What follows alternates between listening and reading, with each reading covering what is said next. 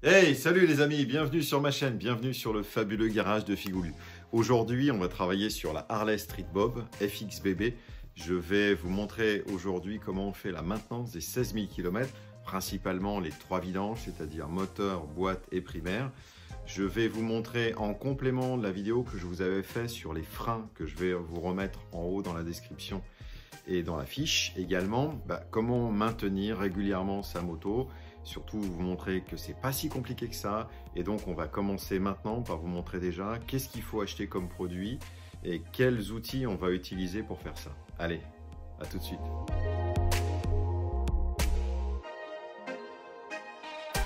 Je précise, la vidéo n'est pas sponsorisée, mais je vais donc vous montrer en fait ce qu'il est nécessaire d'avoir pour travailler et faire le job d'aujourd'hui. Donc d'abord la revue technique, là c'est un extrait. Il va vous donner tous les coupes de serrage, la manière de faire, etc. Ensuite nous avons ici de l'huile, donc là en l'occurrence c'est de l'huile de boîte. Ici nous avons l'huile primaire. Je vous mettrai les quantités dans la description. On a évidemment l'huile moteur, le filtre et les joints, 3 joints pour faire le job. Et puis on a bien sûr la mallette. Donc quelqu'un m'a posé la question en commentaire d'info sur une de mes vidéos. La mallette en pouce que j'avais achetée sur le site de Louis Moto. Là en l'occurrence c'est de la Rotewald. Je ne sais pas ce que c'est comme marque, mais en tout cas j'en suis plutôt satisfait. Le seul truc qui me soit arrivé avec cette mallette, qui est quand même de bonne qualité. Un jour, j'ai été un peu trop optimiste sur la résistance de la Torx. Alors la Torx 45, on s'en fiche. Ça, c'est pas spécifique à des outils en pouce. Ce qui aurait été plus embêtant, c'est d'avoir abîmé des douilles ou des empreintes à laine qui, elles, sont spécifiques. Mais le Torx, c'est complètement standard. Donc ça, c'est moins problématique.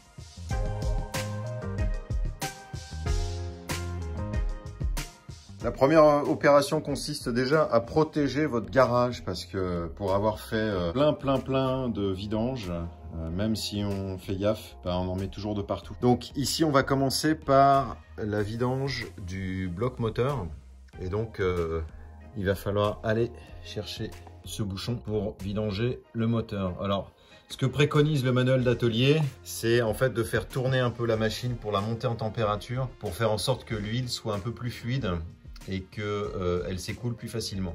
Moi, je suis dans mon garage, je ne vais pas m'asphyxier. J'attendrai peut-être un peu plus longtemps que si j'avais fait tourner le moteur, mais voilà. Donc, il va falloir aller chercher ce bouchon. Ok, donc je prends une douille de 5/8. Voilà, là, ça devrait le faire.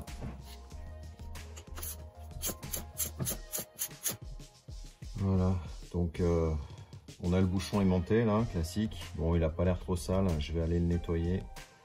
Donc là, on a environ 4 litres d'huile moteur qui vont s'écouler. Donc on va laisser faire et on va démonter maintenant le filtre à huile. Alors, j'en ai 3. J'en ai presque 3 des outils. En fait, oui, j'en ai 3. En fait, j'ai cette clé à sangle qui marche bien pour les voitures, mais là on voit bien que c'est compliqué de faufiler quelque chose. On a ensuite une variante qui marche bien aussi pour les voitures, qui est la clé à chaîne. Troisième que je vais essayer en priorité, qui est le plus simple par rapport à l'accès, en fait on va mettre une rallonge ici, et en fait au fur et à mesure qu'on va venir dévisser, les pattes en fait elles se resserrent autour du filtre pour justement bien le prendre et essayer justement de le faire tourner. Donc je vais essayer cet outil en priorité parce que vis-à-vis de l'accès, c'est quand même plus simple. J'ai de la chance parce que en fait, je pense que vous avez rien vu. Je vais essayer de tourner la caméra. Voilà.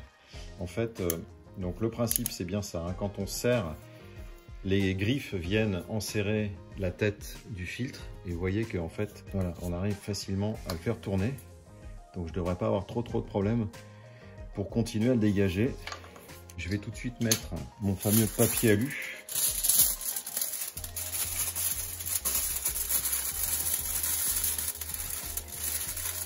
L'intérêt du papier alu, c'est qu'on lui donne la forme qu'on veut et qu'on peut essayer d'entourer le filtre au mieux. Et puis, je vais prévoir quelque chose pour mettre le filtre par terre parce qu'il va être, lui, également plein d'huile. Donc, je vais me trouver un carton. Oui, c'est pas mal, maintenant. Ben c'est miraculeux. J'ai pas une goutte d'huile, j'ai rien du tout. Mais normalement, il y a toujours de l'huile dans ce filtre. Donc c'est aussi peut-être parce que ça fait très longtemps qu'elle n'a pas tourné. Donc maintenant, c'est pas compliqué. Je prends le nouveau filtre. Vous voyez, le filtre est tout beau. Toujours regarder au fond s'il n'y a pas notamment un petit bout de plastique qui se balade, puisque quand on retire l'emballage, c'est possible qu'il y ait un bout de plastique à l'intérieur. Ah, vous le voyez pas, mais je prends l'huile de vidange que je suis en train de continuer à laisser couler. Et en fait, on enduit très légèrement la lèvre, le joint, pour faire en sorte qu'il tourne correctement sur le porte-fil. Voilà, et là on nous dit en fait qu'il faut serrer au contact entre 1/2 et 3/4 et uniquement à la main. Donc là on va dire que c'est mon pouce qui a un peu le point de repère, quasiment la moitié. Bon, pour les plus pointilleux vous pourrez mettre une marque, mais franchement c'est pas un sujet, d'autant que après quand on va redémarrer la moto, on va regarder si tout est étanche. En réalité là je suis aux 3/4. Voilà, donc on a changé notre filtre, ça c'est pas compliqué. Alors à présent, on a notre bouchon et vous voyez en fait qu'il y a un joint qu'on va remplacer et il y a une espèce de joint qu'on peut retirer facilement là, une espèce de patte, et c'est exactement cette patte là. Moi j'en mets toujours, c'est toujours un plus parce que c'est toujours chiant quand on a des trucs qui sont pas étanches comme ça pourrit un peu tout. Accessoirement, on pollue l'environnement et on perd de l'huile, donc c'est pas génial, c'est pas grand chose. Donc on va changer le petit joint ici et on va remettre un petit peu de ce joint supplémentaire en pâte qui est ici. D'abord, on va retirer proprement les deux. Voilà, donc on a une pièce qui est prête à être montée. Alors, le joint qui est là, attention à ne pas l'endommager quand on le remet. Et alors, comme on va visser comme ça, eh bien, on va faire en sorte de mettre ce fameux joint, de sorte à ce qu'on puisse, lorsqu'on va visser, l'étaler en fait. Voilà. Je pense qu'il y a plus que ce qu'il ne faut. Mais bon, on n'est jamais trop prudent. On la resserre d'abord à la main et après on viendra la serrer au couple.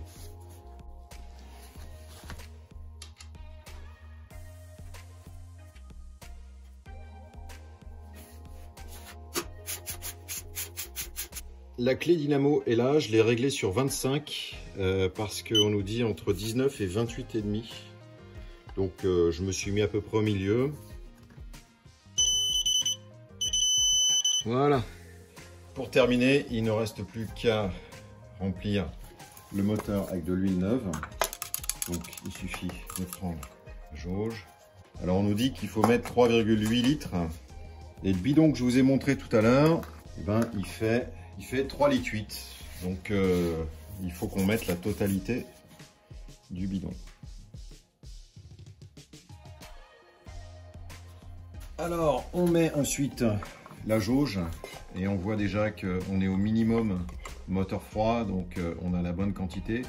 Ce que le manuel d'atelier nous préconise, c'est de démarrer la moto, vérifier qu'on n'a pas de fuite, notamment au niveau du bouchon de vidange ou alors du filtre à huile. Bon, pour l'instant, nous, on va continuer le reste de la maintenance des 16 000 et puis on fera les tests plus tard.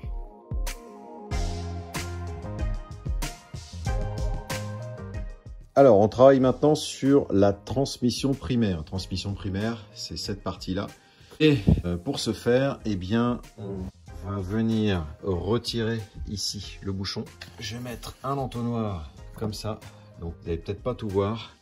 Voilà un peu le principe. Et donc, comme tout à l'heure, la première des choses, c'est de venir dévisser ce bouchon. Et après, une fois que l'huile est définitivement vidangée, on viendra retirer les vis qui sont ici, re-remplir en fait la transmission et puis après remettre le cache. Allez, c'est parti. Donc 5/8e, on va tenter le coup. Bingo, c'est pareil. Il faudra pouvoir le faire à la main quand même.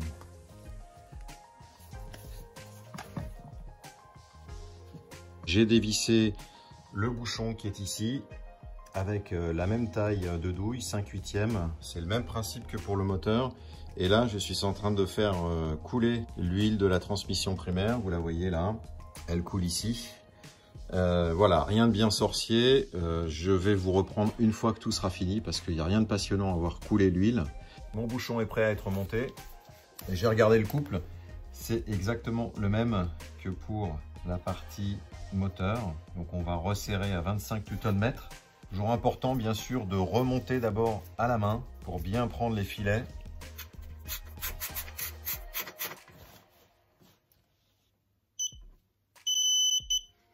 Ici on a donc notre cache de transmission primaire et j'ai numéroté en fait chacune des vis. Pourquoi? Parce qu'il va falloir le remonter en serrant de manière séquentielle. Mais on oublie souvent que lorsqu'on démonte, il est préférable également de le faire de cette manière également pour éviter les contraintes dans la mesure du possible. Alors on n'est pas sur des culasses, on n'est pas sur des pièces extrêmement soumises à contraintes, mais je pense que c'est quand même intéressant d'utiliser au démontage le même ordre pour desserrer les vis. Donc là c'est du torx 27, donc ça c'est parfaitement standard, si on peut dire. Là on n'a pas besoin d'outils spécifiques. Donc on fait plutôt par quart, hein. On n'est pas au quart de poil près, mais quart ou demi, là je fais des demi-tours.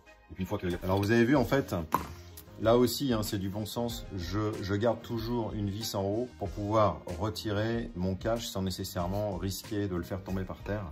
Et une fois qu'il est un peu retiré, eh bien, je peux retirer facilement le reste. Donc vous voyez, le joint ici, on va faire en sorte de le réutiliser, d'où l'importance également de pouvoir exactement le remettre comme il était au départ. Donc ça, je pense que c'est aussi une vertu d'avoir numéroté les vis lorsqu'on les démonte.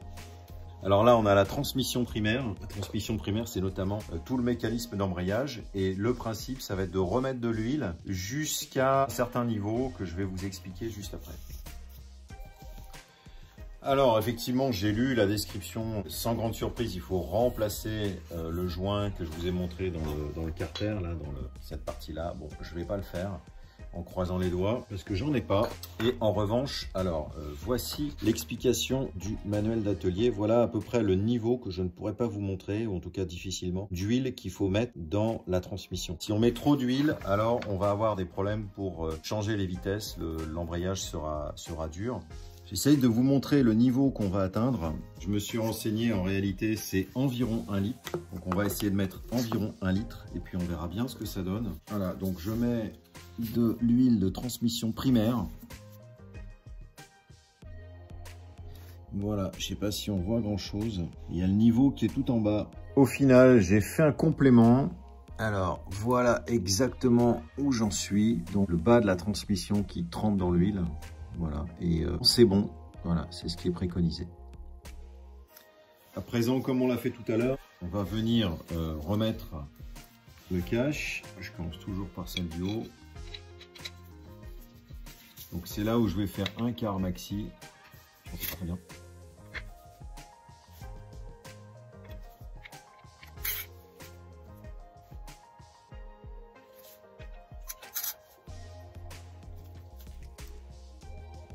Voilà, donc on a fini le primaire.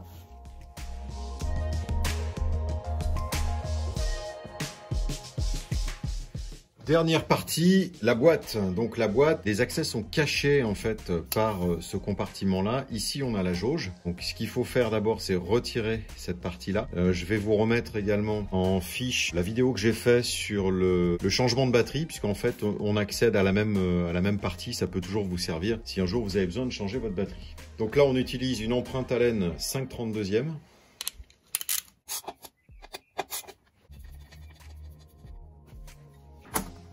On retire le petit cache là, qui est juste clipsé. Et on accède ici à la jauge de la boîte. Et on va donc la dévisser avec une empreinte Allen de 5/16e.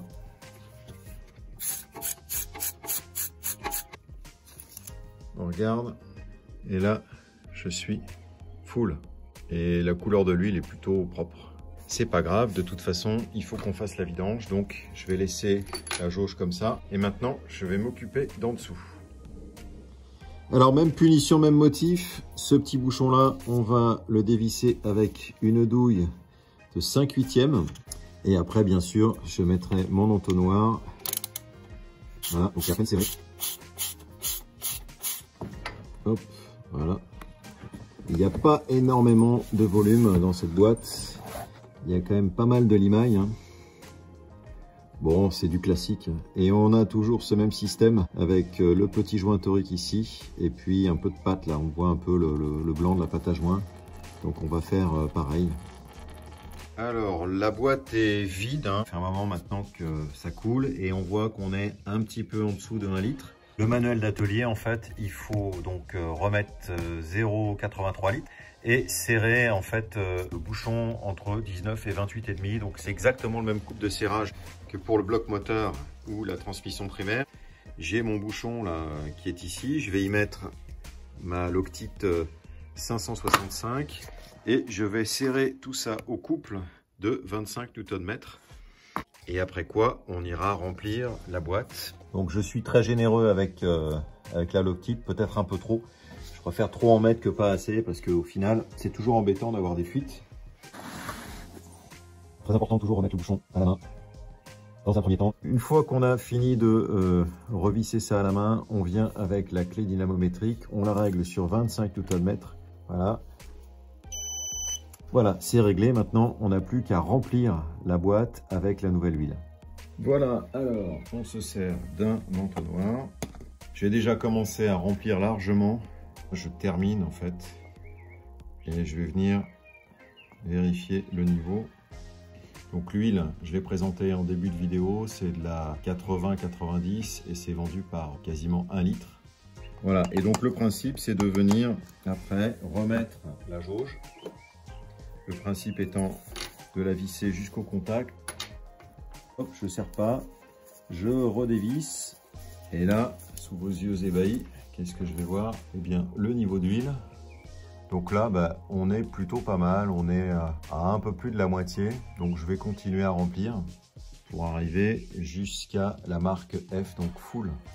Une fois qu'on a fini, que le niveau est bon, il faut fermer en fait ce bouchon, enfin cette jauge, avec un couple qui est compris entre 2,8 et 8,5 Nm. Autant vous dire que c'est négligeable et qu'on peut le faire à la main.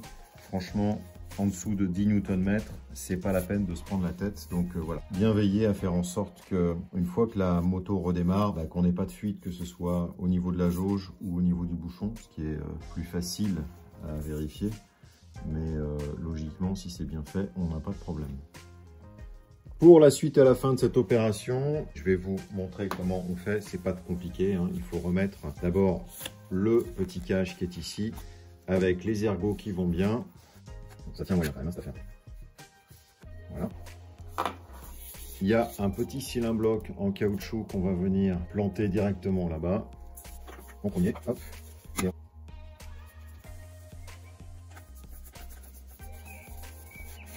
Et c'est fini. Et voilà les amis, la vidéo est terminée. J'espère qu'elle vous a plu. Vous pouvez voir en fait que vous pouvez faire facilement votre entretien. La totalité de ce que j'ai acheté pour faire l'entretien de la Street Bob m'est revenu à peu près 90 €, c'est-à-dire les bidons d'huile, les 3 huiles et les 3 petits joints pour les bouchons. Donc pour moins de 100 €, vous pouvez faire l'entretien des 16 000 de votre Street Bob, bien évidemment. Attention, référez-vous au manuel d'utilisation du propriétaire puisque vous avez aux 16 000 km tout un tas d'autres contrôles à faire qui consistent par exemple à vérifier que les éclairages fonctionnent, que par exemple les gardes à l'embrayage sont bien réglées, etc. etc. C'est assez mineur, mais si on veut bien faire les choses, il faut passer par toutes ces différentes étapes. Le plus compliqué étant évidemment les 3 vidanges, mais j'espère qu'avec cette vidéo, eh bien, vous aurez compris comment faire et peut-être que vous vous lancerez. Vous voyez que rien n'est compliqué. Il faut juste avoir un minimum de documentation, un minimum d'outillage et faire les choses pas à pas, mais vous voyez que c'est vraiment pas compliqué. J'espère que vous avez apprécié. N'hésitez pas, likez, partagez, abonnez-vous et moi je vous dis à très bientôt pour une autre vidéo. Salut!